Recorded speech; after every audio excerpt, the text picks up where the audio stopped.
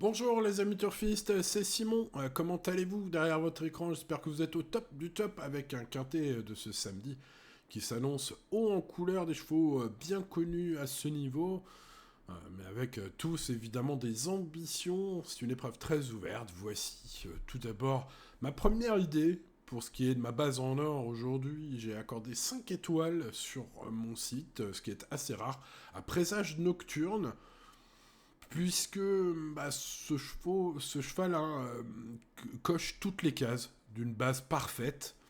Alors évidemment, les courses restent les courses, mais quand on fait le papier, quand on lit la presse, quand on regarde ses ultimes sorties, c'est de toute beauté, les amis turfistes. Étincelant second d'une classe 1, plus relevée donc aujourd'hui en dernier lieu.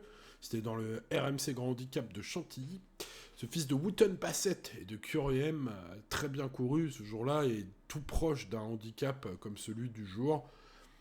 J'ai lu sur le site officiel d'Equidia que son entraîneur Alessandro Botti était très chaud et espérait gagner ce quintet. Les lignes, que ce soit de l'année dernière ou cette année, sont très bonnes. L'aptitude à tous les terrains, à la distance. Voilà, bon, énormément de paramètres favorables à ce numéro 5. Présage nocturne, un bon présage, peut-être dur, non, espérons, pour ce départ à 15h15 ce samedi. Voilà, après les courses restent les courses, ça reste un handicap. Hein. Les amis turfistes, c'est pas le cheval le plus sûr de l'année non plus. Hein. Mais c'est vrai que si on cherche une base, c'est incontournable ce 5. Mais attention au 16. Flatten the Curve, dont je vous ai déjà parlé à moult reprises, c'est un cheval attachant avec une réussite de 50% dans les quintés. Il en a couru plein, donc c'est une vraie réussite. Un cheval que je vous conseille à chaque fois. Et ben écoutez, une fois sur deux, j'ai raison. Donc bah, espérons qu'on soit dans la bonne foulée, dans la bonne retombée de la pièce, avec ce numéro 16, qui avec un bon parcours fera l'arrivée, avec un mauvais parcours ne fera pas l'arrivée. C'est ma deuxième base en tout cas. Attention à Golden Call, un cheval qui lui aussi est rompu à l'exercice des quintés, va peut-être un peu être oublié par mes confrères au moment du choix, et j'espère par ceux qui joueront gros, puisque sa cote gonflera. Pourtant évidemment, ce cheval présenté en 41,5 aujourd'hui, qui a gagné un grand handicap, hein, en 42,5 de valeur l'année dernière, bah, se présente avec une très belle chance théorique. Bon, elle est encore peu avantageuse, c'est vrai. Peut-être que ses ultimes sorties ne sont pas incroyables, c'est vrai. Mais bah voilà, un petit choco hein, pour la cote.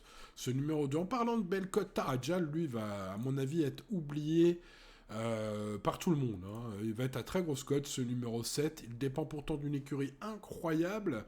Et puis, si l'on juge sur ses perfs plus anciennes que ces 3 courses de l'année qui sont mauvaises, hein, il a encore fini dernier la dernière fois. Bref, c'est vrai, j'ai bien vu, sa forme est douteuse, mais c'est une écurie marseillaise.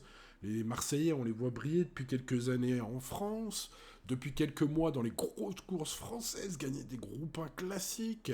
Et puis même, incroyable, on les voit briller et prendre des accessites dans les groupes à Ascot hein, cette semaine, hein, puisque je pronostique toutes les courses d'Ascot hein, cette semaine, avec une très belle réussite d'ailleurs, sur mon service dédié.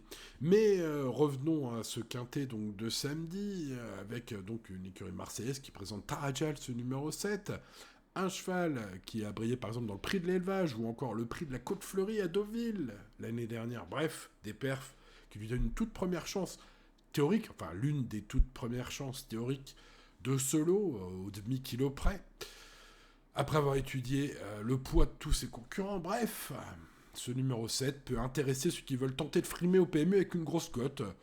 Oh, j'en ferai partie, hein, je vais le tenter sur, je pense, l'un de mes tickets, ce numéro 7 en base.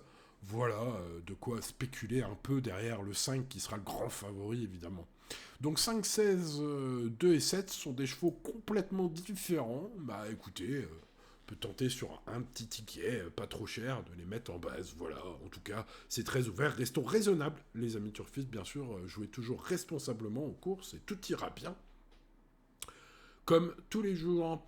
Voilà les amis turfistes, allez, on conclut là-dessus pour ce samedi. Je vous donne rendez-vous demain pour le quintet de dimanche. Et je vous souhaite bonne chance à vous si vous la tentez. N'oubliez pas le petit pouce sur la vidéo. Sachez que ça m'aide énormément. Merci à ceux qui le mettent. Vous êtes les meilleurs, ceux qui le mettent tous les jours. Je vous reconnais parce que souvent c'est ceux qui commentent hein, qui sont les plus aptes à mettre le petit pouce. Merci infiniment à vous, je le dirai jamais assez. Et puis oubliez pas de vous abonner si vous nous rejoignez là, qui vous découvrez cette vidéo, les amis turfistes, et d'activer la cloche pour ne rien manquer. Voilà, tout est dit, je pense. Bonne chance encore à vous, je croise les doigts pour vous les amis, et à demain pour de nouvelles aventures. Ciao ciao.